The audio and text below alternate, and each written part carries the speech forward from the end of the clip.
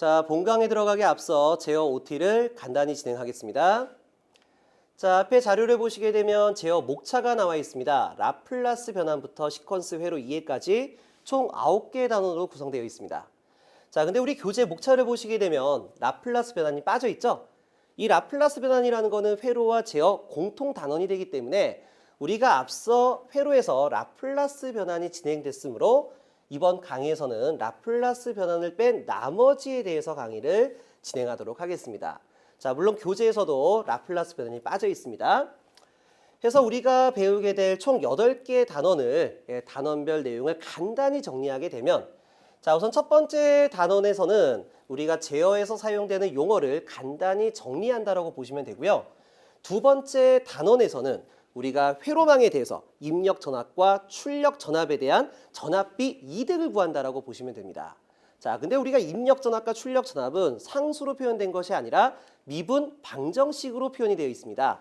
따라서 직접적인 전압 이득을 구하기란 쉽지 않기 때문에 라플라스 변환을 취해서 우리가 전압비 이득을 구한다라고 보시면 됩니다.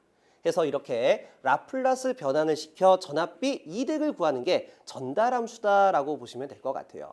그래서 우리가 단일 회로망에 대해서는 직접적인 회로망 해석이 되겠지만 복잡한 회로망에 대해서는 전압비 이득을 구하는 게 쉽지가 않습니다. 그래서 이런 복잡한 회로망을 우리가 블럭 선도라든가 신호오름 선도로 등가 변환시켜 종합 이득을 구하는 것이 바로 이 전달함수 편에서 배우는 내용이다 라고 보시면 될 것 같아요. 자, 그 다음에 시간 영역 해석법이라는 거는 우리가 입력함수 변화에 따라 출력이 우리가 어떻게 변화가 될 것이냐 또는 우리가 원하는 목표값에 도달할 것이냐 도달하지 않을 거냐를 판단하는 것이 바로 시간 영역 해석법이라고 보시면 될 것 같습니다. 그래서 여기 사용되는 입력 신호는 총 4가지가 있는데 첫 번째는 임펄스, 다시 말해 충격함수, 두 번째는 계단함수. 자, 계단함수라는 건 직류 전원이 되겠죠? 그래서 우리가 DC 12V로 오다가 갑자기 24V로 변화를 줬었을 때 출력이 대응이 되느냐, 되지 않느냐에 대한 관계를 나타낸다라고 보시면 돼요.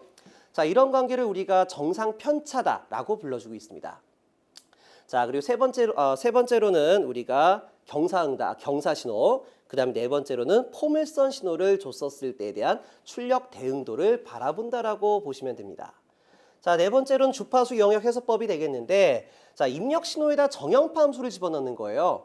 그래서 정형파 함수의 주파수를 0부터 무한대까지 변화를 줬었을 때 출력에 대한 대응도를 보게 되는 겁니다. 자, 다시 말해 내가 원하는 출력이 나오게 되면 안정적인 제어계가 되고요. 그리고 내가 원하는 목표값에 도달하지 않으면 불안정한 제어계가 되겠죠. 그래서 이런 안정 또는 불안정한 제어계를 판단하는 것이 바로 네 번째 단원에서 설명이 들어갈 겁니다. 자, 근데 네 번째 단원. 자, 방금 얘기 드렸던 것처럼 주파수를 0부터 무한대까지 변조를 한다. 상당히 복잡한 내용이에요. 그래서 이런 부분을 좀 심플하게 안정도를 판별하는 부분이 바로 5번째 단원에서 들어가는 부분이다라고 볼 수가 있겠습니다. 그래서 이 안정도 판별법, 다시 말해 내가 원하는 목표값을 출력을 낼 수 있느냐, 내지 못하느냐를 판별하게 되는 거죠. 그래서 이런 안정도 판별하는 기법에는 3가지에 대해서 제안을 할 겁니다. 첫 번째, 루스 후리비츠 안정도 판별법, 두 번째, 나이퀴 선도에 의한 안정도 판별법, 세 번째, 보드 선도에 의한 안정도 판별법이 있습니다.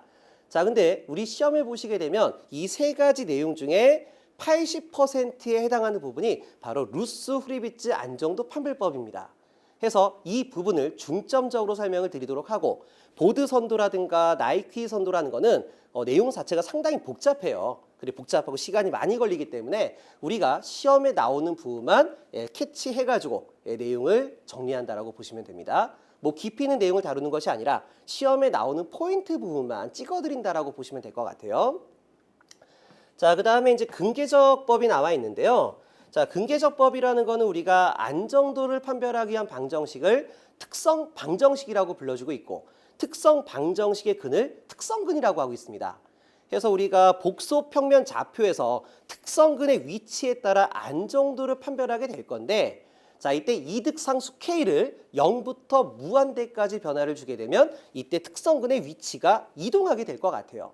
그래서 이런 근의 이동에 따라 궤적을 그리게 되면 우리가 근계적법이다라고 불러주고 있고 이때 근의 이동 여부에 따라서 안정되는 영역을 판단하는 것이 바로 근계적법이다라고 볼 수가 있겠습니다.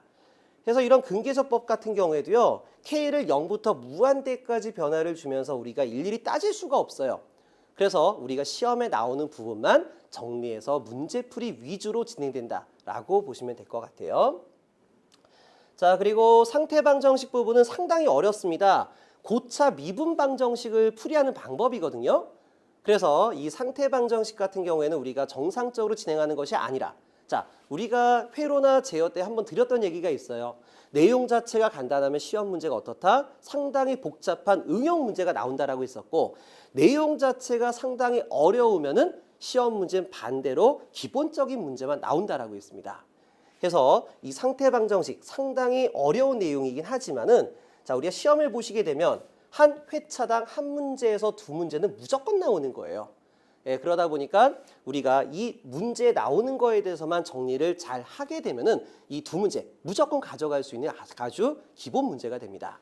그래서 우리가 상태방정식을 깊이 있게 다루기보다는 시험에 대한 부분만 요점 정리를 하도록 하겠습니다. 자, 그 다음에 마지막 단어는 시퀀스 회로의 이해인데요. 우리가 이 부분은 2차 실기와 연관이 되고 물론 2차 실기뿐만 아니라 우리 현장에서 사용되는 가장 기본적인 기술이에요. 그러다 보니까 여기서는 우리가 앞에서 배웠던 내용보다는 비교적 자세하게 다루고 있다라고 보시면 될 것 같아요. 그래서 우리가 지난 10년 동안의 기출문제를 분석을 하다 보니까 우리가 라플라스 변환부터 시퀀스 회로 이해까지 다음과 같은 문제 수가 나왔습니다. 그래서 이거를 프로테이지로 따지다 보니까 우리가 전기 기사를 기준으로 말하게 되면 라플라스 변환과 전달함수, 그 다음에 시간 영역 해석법, 그리고 마지막으로 상태 방정식까지 해가지고 중요도가 높다라는 걸 알 수가 있습니다. 그래서 여러분들이 공부하는 시간이 많이 부족하다라고 하게 되면 상대적으로 우리가 힘을 줘야 되는 부분, 다시 말해 전달함수 부분이 되겠죠? 힘을 줘야 되는 부분에 투자를 하시고 나머지 부분은 기본만 가져가시길 바라겠습니다. 자, 그래서 우리가 이 제어라는 거는요, 제어 한 과목으로서 들어가는 것이 아니라 우리 시험에서 네 번째 과목에서 나오고 있죠. 그래서 네 번째 과목은 회로 이론 및 제어 공학이 됩니다. 그래서 제어 10문제, 회로 10문제에서 20문제가 출제가 되고 있는데 아까 얘기했던 것처럼 라플라스 변환이라는 거는 회로와 제어의 공통 과목입니다. 그래서 우리가 20문제 중에서 라플라스 변환까지 포함시켜 여기를 다 제어라고 하게 되면 기사 20문제 중에 12문제가 제어 문제다라고 볼 수가 있겠습니다. 자, 그다음에 산업기사 같은 경우에는 4과목 제목이 제어공학이 빠져 있어요. 그래서 회로 이론이다라고 보고 있는데 자, 지금 출제 분석표를 보세요. 그러면 우리가 라플라스 변환이 58%, 그다음에 전달함수가 32%가 되고 자, 전달함수뿐만 아니라 시간 영역 해석법이라든가 주파수 영역 해석법에 관련된 문제가 간간히 출제가 되고 있습니다. 근데 이때 비율을 따지게 되면 10년 동안에 10문제, 3문제밖에 안 돼요. 그래서 우리가 한 회차당으로 따지게 되면 뭐 아예 안 나오든가 아니면 한 문제가 나오는 아주 미미한 출제 빈도를 나타내고 있다라고 보시면 됩니다. 아, 참고로 이 앞에 있는 숫자는요. 10년간 나왔던 총 문제 숫자고요. 그 다음에 여기 가로 안에 있는 숫자 같은 경우에는 한 회차 평균 문제가 출제된 숫자라고 보시면 될 것 같아요. 그래서 여러분들이 시간이 부족하게 되면 시간 영역 해석법이라든가 주파수 영역 해석법을 빼고 우리가 라플라스 변환과 전달함수까지만 공부를 하시면 된다라고 보시면 될 것 같아요. 그래서 이제 우리가 제4과목이 회로 이론이라고 되어 있지만 자, 지금 보시면 아시겠지만 제어 부분도 간간히 섞여 있다는 점 기억을 해주시길 바라겠습니다. 자, 여기까지 해서 OT를 마무리하도록 하고요. 이어서 1장 내용 설명 들어가도록 하겠습니다.